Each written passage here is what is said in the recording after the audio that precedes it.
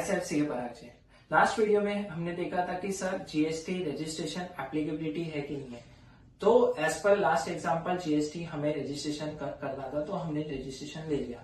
तो अभी सर देखना है कि जीएसटी किस किस पे चार्ज होगा।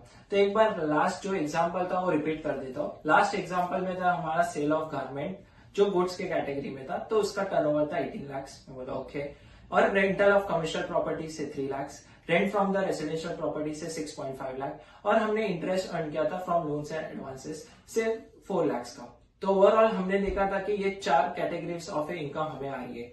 तो एग्जैक्टली टैक्सेबल सप्लाई है आपका सेल ऑफ ए गुड्स से, गारमेंट्स के बिजनेस से आपका वो टैक्सेबल सप्लाई, और रेंट फ्रॉम कमर्शियल प्रॉपर्टी भी टैक्सेबल सप्लाई है, भले वो पर्सनल असेट से आ रहा है, देन ऑल्सो उस पर भी जीएसटी लगेगा, वो टैक्सेबल सप्लाई।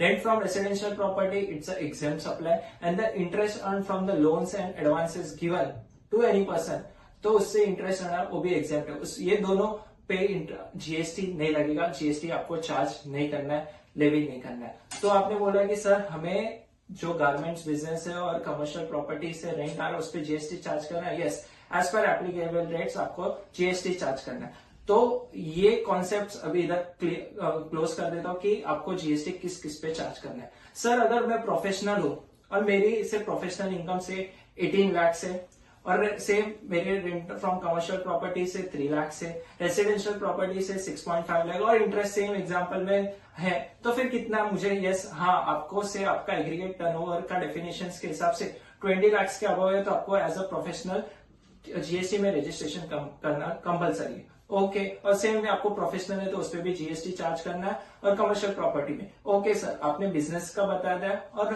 प्रोफेशनल बता दिया। बस ये दोनों कॉन्सेप्ट्स इधर तक पूरा होता है।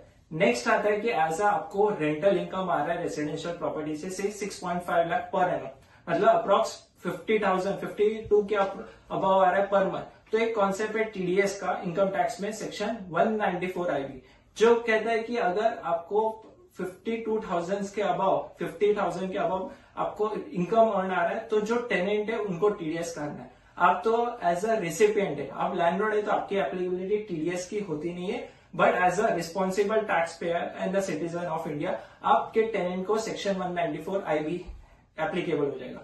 तो सर सेक्शन 194 आईबी ये हम नेक्स्ट वीडियो में आपको बताएंगे। सेक्शन 194 आईबी की एप्लीकेबिलिटी है, कब काटेगा, कौन काटेगा, कितने टाइम में टीडीएस भरना है। तो अभी के लिए आप हमें फॉलो कीजिए, और कुछ क्वेश्चंस आए तो मेंशन करिए। Thank you.